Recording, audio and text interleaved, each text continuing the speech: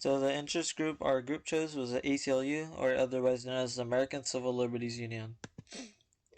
So we're going to be covering informational such as demographic information, history of the ACLU, and about the ACLU. So where is it located? It is located in New York. The current president of the ACLU is Deborah Archer. She is an American civil rights lawyer and law professor, and you can see a picture of her on the right. So what is the purpose of the ACLU? The ACLU works in the courts, legislatures, and communities to defend and preserve the individual rights and liberties guaranteed to all people in this country by the Constitution and laws of the United States.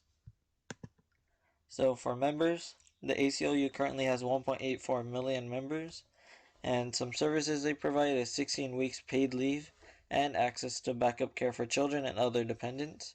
They also offer medical, dental, vision benefits, as well as gym membership discounts and an employee assistance program for physical and mental well-being. Here is the history of the American Civil Liberties Union. So it was founded on January 19th, 1920, and it was born in response to the suppression of freedom of speech as well as the press during World War I. Its founders were Crystal Eastman and Roger Nash Baldwin. Their initial values were to protect freedom of speech for those refusing to participate in World War I. About us. Like down here, the picture here shows people protesting on the family detention thing, which is the government sending immigrant families to jail. Uh, what are our goals of the interest group? So we protect individual rights and liberties guaranteed by the Constitution of the United States, especially the First Amendment. And how do we achieve our goals?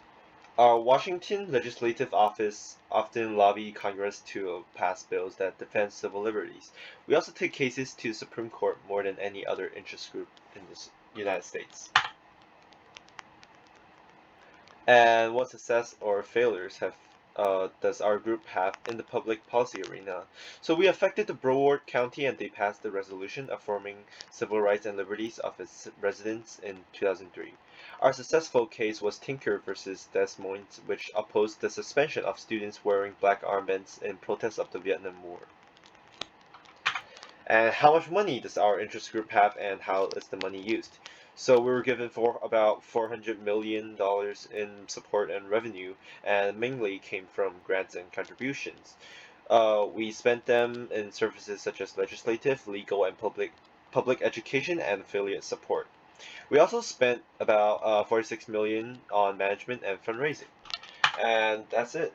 Now, thank you for listening.